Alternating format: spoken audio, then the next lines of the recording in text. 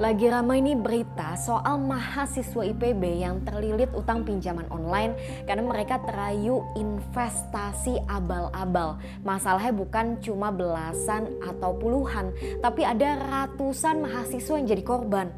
Kok bisa segini banyak mahasiswa menjadi korban investasi abal-abal?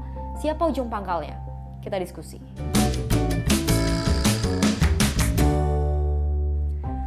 Wow, 311 korban sejauh ini dan sebagian besar diantaranya adalah mahasiswa IPB.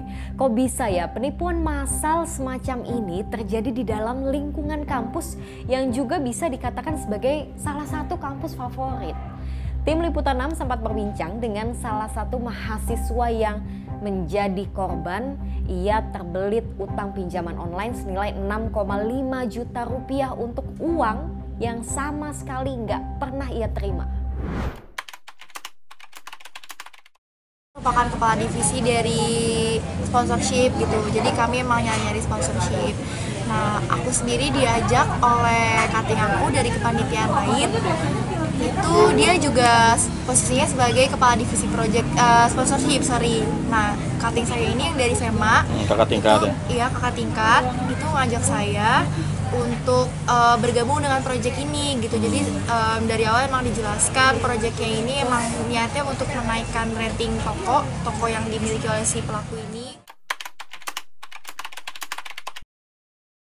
Feedback yang kita dapat adalah 10% dari total limit pinjamannya itu, dan semua keuntungan itu niatnya emang untuk kepanitiaan kami gitu.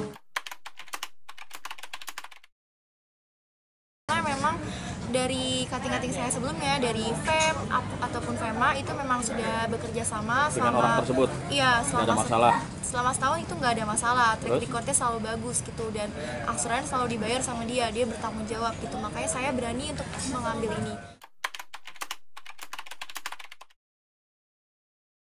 Temponya itu ada yang tanggal 25 September, ada yang 25 Agustus gitu, dan sebelum tanggal 25 jatuh tempo itu kami sudah memberi kabar lah ke si pelaku, bilang kalau mohon maaf kak, ini tanggal 25 nih udah waktunya pembayaran ya kak, namun dari dia sendiri selalu ditunda-tunda, entah itu akhir bulan atau awal bulan nantinya atau pertengahan bulan selanjutnya, selalu kayak begitu. Sampai sekarang pun dia bukan yang hilang, tapi dia selalu membuat janji-janji untuk mengulur waktu gitu.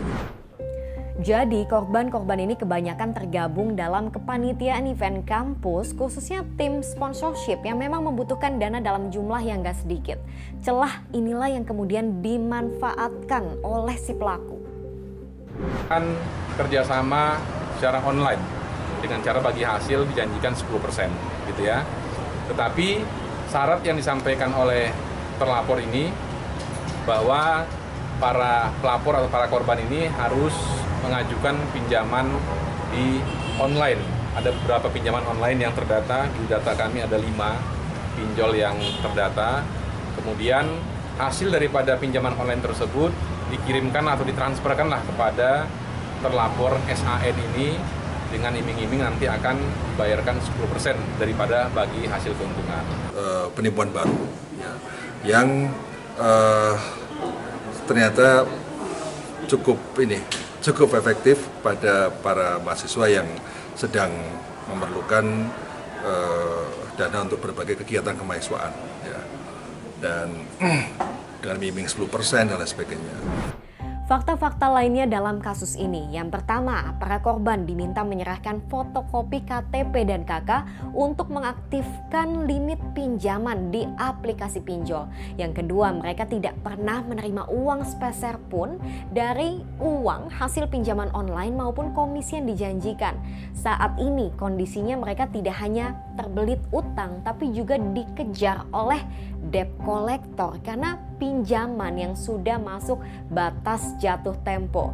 Dan kini tidak hanya ratusan mahasiswa yang menjadi korban, tapi total kerugiannya juga mencapai 2,1 miliar rupiah. Investasi yang menjanjikan return tinggi memang awalnya nampak menggiurkan, tapi jangan sampai membuat gelap mata. Yang mesti kita ingat, hukum investasi, high return sama dengan high risk. Harus disadari masyarakat adalah return 10% itu kan nggak wajar ya.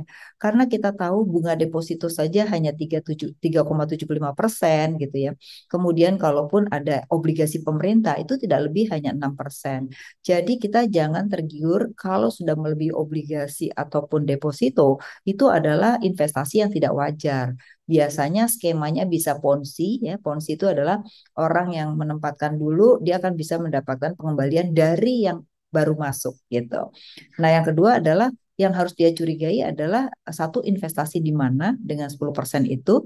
Terus yang kedua, kenapa dia harus mendaftar akun? Karena mendaftar akun itu cenderung akhirnya data kita dimanfaatkan yang tidak jelas gitu. Nah, ini terbukti demikian. Nggak lihat adalah berapa return investasinya 10, tapi kita nggak tahu berapa bunga daripada pinjol itu. Makanya harusnya nanya dulu ketika kita buat akun, akunnya buat apa dulu kan gitu ya.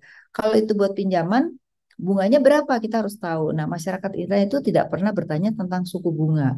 Padahal bunga di pinjol itu luar biasa mahalnya, Mbak. Sebulan bisa 10% bunganya gitu ya. Makanya kalau kita lihat banyak orang akhirnya nggak mampu bayar karena mungkin pinjamannya lebih rendah daripada bunga yang harus dia bayar. Banyak banget pelajaran yang kita bisa ambil dari kasus ini. Yang mesti kita ingat, di balik potensi keuntungan investasi ada pula resiko yang menyertai. Jadi coba dihitung-hitung dulu. Mungkin keuntungannya terlihat menjanjikan, tapi kalau resikonya jauh lebih tinggi, hati-hati. Niat untung, ujung-ujungnya malah buntung. Saya Sylvia, makasih udah diskusi.